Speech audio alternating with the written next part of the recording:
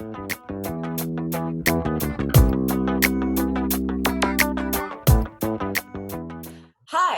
I'm Dawn Montefusco, life coach for writers and creatives. And this is Write Your True Story, how to use your story to grow your business, inspire millions, and leave a legacy. Today, I have Lisa Bloom. She's the founder of Story Coach and works with entrepreneurs and business owners to help them find confidence, attract ideal clients, and find their success story. She trains coaches to use storytelling as a powerful approach to impact their clients and grow their business. Lisa is a professional storyteller, accredited coach, author, mentor, and leadership expert. Her groundbreaking techniques have enabled her to grow her business and take to the stage where she speaks internationally about this approach to business, leadership, and coaching. She's the author of the Amazon bestseller, Cinderella and the Coach, let me get that right, bestseller Cinderella and the Coach, The Power of Storytelling for Coaching Success. I love that. And the creator of the Stories That Sell Mastery and Certified Story Coach programs. Wow. Hi, Lisa. Hi. I love all that. You know, it's funny, you really do tell great stories. I did Google you and watch your videos, and I was on the edge of my seat for some of your stories. Oh, thank you. Well, you know, that's really what storytelling is all about. It's capturing that moment where, you know, you're really magnetizing the audience and you can hear the pin drop. You know, that's what got me excited about storytelling in the first place. Yeah. Tell us more. Tell us more about what you do and any project you're working on right now. Sure. Well, I mean, as kind of you've covered it in what you read out there, but basically I've always been really passionate about the power of story to kind of transform, really transform the way we show up in the world. So, you know, when you can tell a story, then you have that engagement and you have that interest and people want to listen to you. And, you know, we live in a world where nobody really wants to listen to anybody. I mean, we're just all so busy speaking without anybody listening. So like to be able to capture an audience, and when I say audience, it could be just the person you're speaking to, and to be memorable because what you say makes a difference, because what you say matters, is really fantastic. And most people think, oh, I don't know how to tell stories, and I don't know, you know, I'm not a good storyteller. And I really maintain that we're all storytellers, and we just have to, it's almost like hone into our innate storyteller and allow it to emerge so that we can show up in a different way in the world. And so, you know, that passion, which I guess has always been there, but it took me a while to actually discover it, is what's brought me back to corporate, which was where I started to work with leadership, and also to work with entrepreneurs who often are very, very good at what they do, but they're not so good at talking about it. And it's not enough to just be an expert at what you do. You have to be able to talk about it in a way that interests and inspires others. And that's where I come in, to help people to connect with their potential buyer, to connect with their audience, and to really hone into the power of story so that we can build trust and, you know, establish credibility and begin to interact with people in a different way. So, yeah.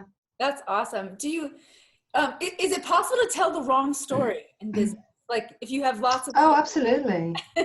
Yeah, I mean, the wrong story is a story that's not relevant to your audience. If it's not relevant, then nobody wants to hear it, no matter how fascinating it is. So, you know, especially business audiences, because oftentimes there's a very definite focus. And if you're not adding value and adding value quickly, people just move on. And in the internet world, even more so, you know, it's so hard to capture attention. I remember, you know, 25 years ago when I was teaching, I was a trainer in organizations in corporate before I went into this. And I was teaching kind of presentation skills 101.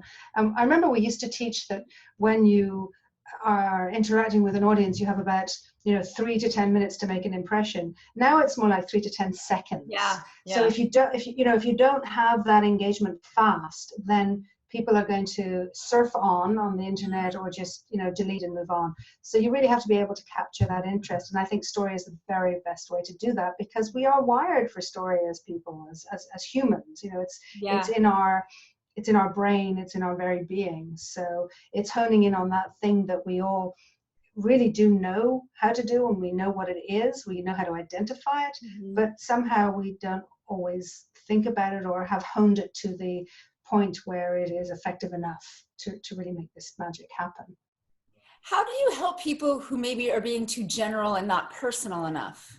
I think that when we get authentic and a little bit vulnerable, we connect deeper, but a lot of people want to sort of skirt the edges and stay general. Do you help people go a little deeper in the work? Yeah, absolutely. I mean, and it's a great question. And the truth is, that's what makes the whole act of story and storytelling and using story quite a courageous thing to do. Because, we can all tell stories that are abstract and kind of far away from us, but they're not necessarily going to have the same effect. When we can tell a story that is both personal, is deeply felt, and is relevant to the audience, that's when the connection happens. Yeah. So I really encourage people to, firstly, to be reflective, and also to dare to tell the story, to really dare to tell the story, and also to hone in on what you feel, because it's the moment that you feel something that there's potential for story. That's the story-worthy moment, is the moment that we feel something. Even if we don't understand it in the moment, that's where the story lives. So we have to go and look at that moment and see what's happening there. When you're working with people on developing their leadership skills and storytelling, is there a shift when they actually start telling the story? Does the story change? Do they change? Is there a perspective shift? Do they see themselves in a different way all of a sudden? Sometimes.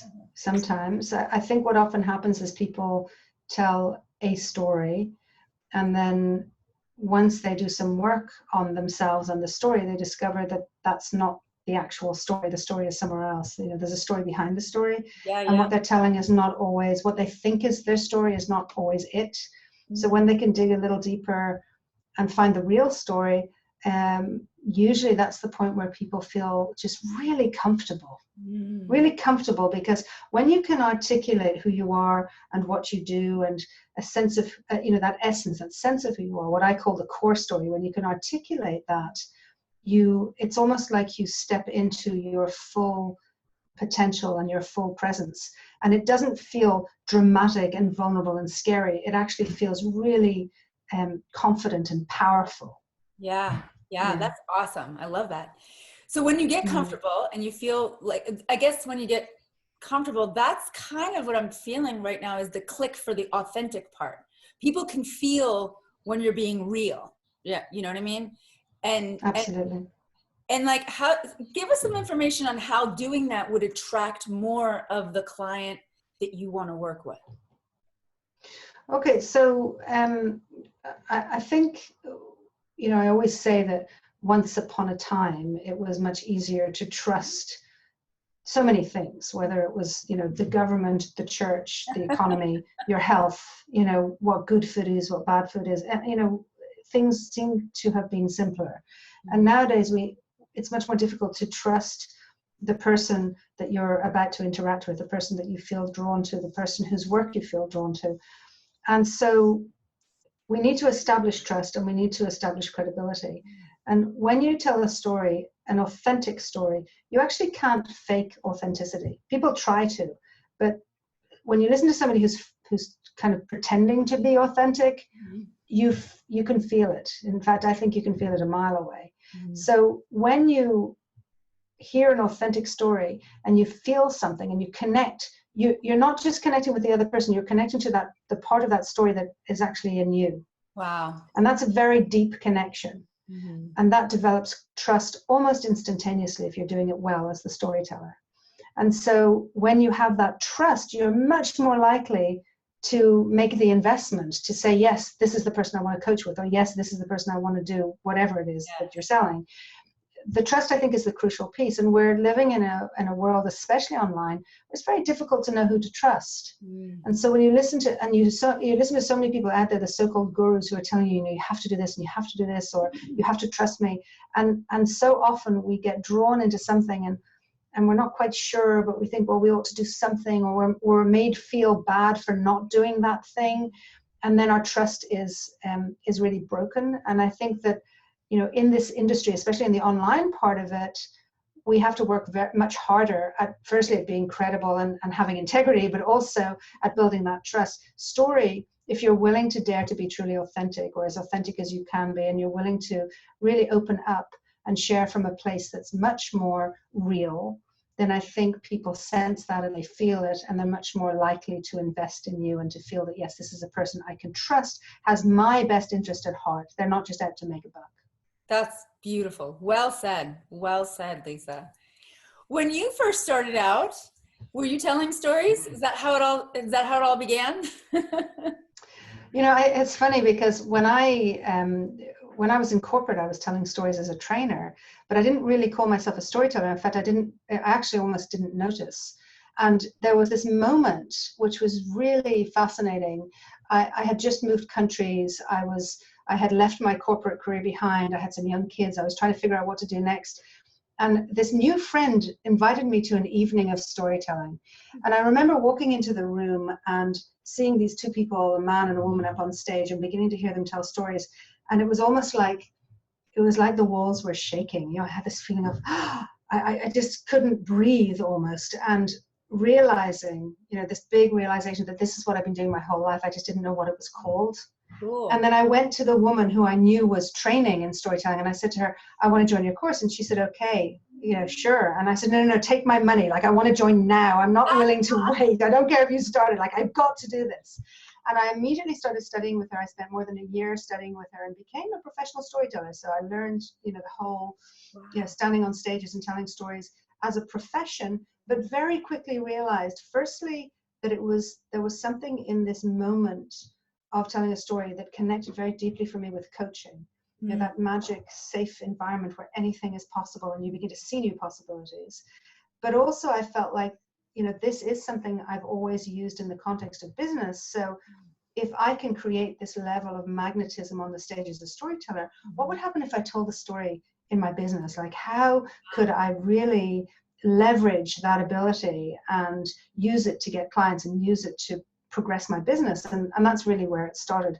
But the recognition that this is what I've been doing my whole life was really interesting, because then it echoed amongst my friends and family. So, like, for example, when I told my brother, oh, I've started learning, I started this storytelling course, he's like, yeah, that makes sense. And I was like, what do you mean? And he said, well, you were telling stories before you could walk. And I didn't really realize, but that's something I've always been doing. Having said that, because people sometimes hear that and they say, oh, well, if she was a born storyteller, how can I ever do it?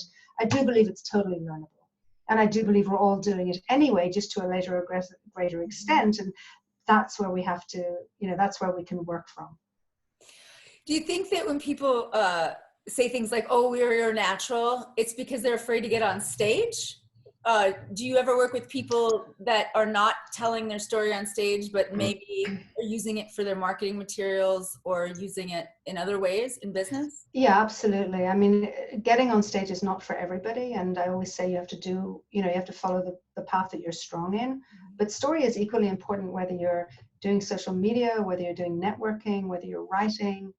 And absolutely, I mean, any type of marketing needs good story in order to, create that trust, build the credibility, the engagement, and so on. So absolutely, the speaking part is definitely a section of the work I do, but it's not all of it. Oftentimes it's, firstly, the self-discovery. What is the story that I need to be telling? What is my story? And that's a whole different conversation, because I don't really believe we all have one story, and I can come back to that. But yes. It's definitely about connecting to your own story, and that's where the confidence comes in, and the comfort. And I say comfort in a good way, not comfort that makes you complacent, but comfort that makes you feel confident and empowered. Yes. And then being able to translate that into all the different parts of your business where you need to connect more deeply and more quickly. That's awesome. So has there ever been a time where, I get this question, like, when is it too much to be too vulnerable? Can you be too authentic? Can you be too vulnerable in delivering your story? Absolutely. And there's a very simple way of determining what's too vulnerable and what's not. And it's about service. When you're serving your audience, when you're there in order to enlighten, create possibility, share, and I mean share in a way that's going to empower your audience, then vulnerability is really powerful. when you're being vulnerable because you need to somehow, express whatever pain you're experiencing, or because you need to help yourself, then that's always going to be too vulnerable and inappropriate if you're using it in a business context. So in the moment that you're about to share a story, you have to ask yourself, why am I sharing this? Am I truly sharing it from a place of service? Or am I sharing it from a place of, I need to share it? And if it's, I need to share it, that's okay. But then it should be like with your family or your friend or your therapist. It shouldn't be with the audience that you want to bring into your business. Gotcha. As long as you're in a position, especially on stage, but in any situation where you're reaching out to people, you have to ask yourself this question, why do I feel the urge to tell this story? And is it because of genuine service? If it's genuine service, it can never be too vulnerable. That's true. People like to tell stories about struggle and how they overcame something, some strife. What do you think it is about those particular stories that we really gravitate towards? Well, I guess it's hope. Yeah. It's hope. It's a very interesting,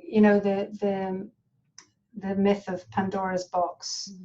And Pandora's box is the box that opens up and lets out all the evil in the world. That's right. Yeah. But one thing that was let out as well, or one thing that was preserved, was hope. Because without hope, you can't conquer the evil that's been released into the world. And so, I think that when you hear of somebody else's struggle, and especially if you can relate to it, and you hear that they have overcome that struggle, it makes you feel like, well, maybe that's possible for me. The problem is that when you talk about struggle that's very far away from the audience's struggle, or is very, it's like it's inspiring to hear other people who've done amazing, amazing things. And yet there's also a little bit of separation, a little bit of the sense of, I couldn't quite do that. So I you hear these inspirational speakers who've done amazing things, they've near-death experiences, whatever it may be. I'm also really fascinated by the wonder and the magic of the everyday story that we encounter all the time, and the struggles that are, the small struggles, or the little bits of inspiration and awareness that happen in everyday life, because I think it's, in some ways, it's even easier to relate to that. I think what's most important is to just make it real and make it, it's like, you see this person who's been through the most unbelievably extreme situations and have become, Olympic athletes. And that's wonderful. I can see that that's an amazing story, and it's very inspiring. It's not something I could ever reach. That's the sense that most people will look at that and say, well, I'm never going to be an Olympic anything. Yeah. So there's a little bit of separation. Whereas if you can take an everyday story and turn it into something that's really powerful for the individual, then it feels attainable and it feels possible. And I think that's even more powerful. So for the people listening who are thinking, well, I haven't, fallen out of an airplane and had a near-death experience, or had whatever, these very extreme things, that doesn't mean you can't tell a great story. It just means you're not going to be that kind of story. There's lots of other stories to tell. Yes. Okay, so what about judgment? I'm just everything you're talking about is amazing. I do have some people who say, well, I'm afraid, I'm embarrassed. What if I'm judged? And what's your take on that for those that are nervous about some kind of judgment? Well, I think there's this fallacy in the world that nobody judges. I think we all judge. Every single one of us judge. And if you are worried about judging other people, then I would suggest you look at how you judge too, because we all judge and accept that that's a part of life. The question is not whether somebody's going to judge you. The question is, are you comfortable with the version of the story you're telling? Yeah. Because if you're truly empowered by what you're telling, you won't care if people judge you for it or not. If you're still feeling a victim to your story, if you're still feeling injured and hurt by your story, then you may not be ready to tell it, and certainly not in that version. I always say, no matter how difficult a situation has been for you, no matter how much pain you've encountered, the only way you're ever going to be able to tell that story in an inspiring way is if you can find a way to tell it that empowers you. And then you're not afraid of judgment, because you feel strong from your story. Yes. If you're afraid of judgment, it means that there's something about the story, you're judging yourself. There's something about your story that you're not quite telling in a way that can help you. And I would suggest you do some work on the story, get some help, get some help to really transform that story into something that can empower you. And anything you have experienced, anything, without any exception, no matter how hard it is, no matter how heartbreaking it was, no matter how challenging it was, and no matter for how long you've struggled with it, you can still get it to the point where you tell it as an empowering story. But if you're not empowered by it, then you're going to be afraid of judgment. Oh, that's right. I like to tell people that and as a coach, you know this, that by telling a story and making a difference in that story, whether we inspire someone else or give them hope, that ripple effect goes out. That just by you telling your one story, you never know where it's going to lead. Have you had that experience in your life going, wow, I'm so glad that I told that story, had no idea it was going to come back with this much opportunity later? Yeah, I have that all the time. I have that all the time where, I tell stories and then I'll get this random email a day later or a week later or 5 years later saying, I remember that story you told, and either A, it changed my life, or B, what happened to me a few years back, I was at your workshop 2 years ago and you told this story and I swore to myself I would bring you to Mexico to do this training in Mexico. Will you come in October? And I was like, yes. Yeah. And I ended up doing a lot of work in Mexico. So it's like, these things happen. You tell the story. And, the other thing is, I've been writing this story blog. I send out a story zine, an e-zine based on stories. I've been writing it every week for 9 years. And it feels like you send it out into this big black hole. Nothing will ever come back. But then somebody will write to me and say something about how it's changed their life, or how, they'll invite me to do something, or you just don't know where it's going. But there's definitely a ripple effect. And the other thing is that, if you're honest and open and vulnerable about the things that matter to you and it touches somebody else, that's a huge gift, and you're doing great good in the world. And I think that's important to remember. I had it recently. I was keynoting a conference, and I got the most unbelievable email from somebody who had gone through incredibly difficult challenges that you wouldn't wish on your worst enemy. And this was the first time she'd been out in a public place, and she thanked me, and we had this whole interchange about, this life circumstance that had come up, and the whole point for her was that what she had heard about story had given her hope, and that hope would drive her to build her business. And that was night and day from how she'd arrived that morning. And I had no idea. She didn't come up to me afterwards because there was a crowd of people around me, but she wrote me this letter. And that made the whole event for me. Wow. And I know that it made a huge impact on her. And this happens all the time when you speak from this place, and you speak in a way that, you're really open to what truly matters to you and therefore to others. That's an awesome story. Tell me a little bit more about your book, or tell me about your book. I love the title.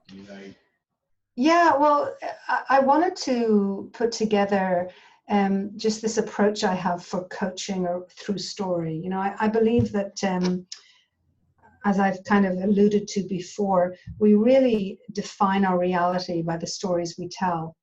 And every event is, as we tell the story of our experience, we're telling it in a completely subjective way.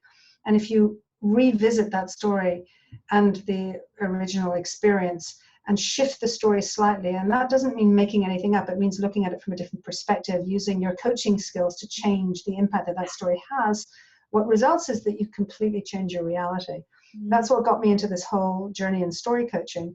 And so I created the Certified Story Coach program. It's accredited by the International Coach Federation. And then this book was really the book behind all the materials that I've developed over the years for how to coach through story. And it's really about how to become a coach that can use the power of storytelling to help people understand and almost like unpack the stories that they're telling that have created the reality that's causing them stress and difficulty, or stopping them from reaching their goals. So that's what the book was. I'm actually working on a new book right now. I'm very excited about that. And it's a book focused on the stories that leaders tell, that great leaders tell. So that's hopefully, it will be out by the end of this year. Awesome. That sounds fabulous. Yeah. Mm-hmm. Good work. Oh my gosh, Lisa. So do you have any, you do have a couple of free gifts on your website. I do. I actually have a free gift also for this summit, which is Yeah, it's the address, I'm sure it'll be on the page somewhere, but the address is story-coach.com/gift. Oh, nice. And it's an opportunity to download my ebook, which is Using Stories to Get Great Clients. And I say great clients because in my experience, the closer I am to, through the years, the more I've been able to articulate what I do in a way that's compelling, has brought to me clients that are just amazing. Like when I say great clients, the clients that empower you, that inspire you, the clients that you're completely energized from. And that's what I've discovered over the years, that the story is key to being able to attract the right people. And also I wanted to invite anybody who's interested in exploring their story to a consultation through this gift page. So we can begin to explore how you can use stories in your business more effectively. Oh, I love it. Thank you so much. Those sound amazing. And I am definitely going to look out for your new book this year, the end of this year. Yes, great. Thank you for having me. It's been fun Lisa. to, I can always talk about story. Oh, you're fantastic. This was, I really learned a lot. I'm sure the audience did. And you really are remarkable. And I'm so grateful that you're doing what you're doing, because I feel like Thank you. It's the ripple effect. You really are connecting people by helping them connect with people. Through their story. And it's through like feelings and being human, not just starchy and fact giving. And there's a whole wave, I think, in the 21st century where, because of the internet, because we are able to connect, that the work that you're doing is really some of the biggest work out there. So thanks. Thank you. I think people, because of all the technology and the choice and how, the world has opened up so much, and at the same time, there's so much more stress, I think, in many ways. I think people are looking to connect in a way that's much more real, much more authentic. And so that's where story plays a part. It's an important work we're doing in that realm. Yeah. Well, thanks so much. Have a great, I think, evening where you are. Yes? That's right. Yes. Have a wonderful evening. Thank you so much for being here. And I can't wait to connect again. Thank you. Thanks. Have a good one. Thank you. Okay. Bye. Bye-bye.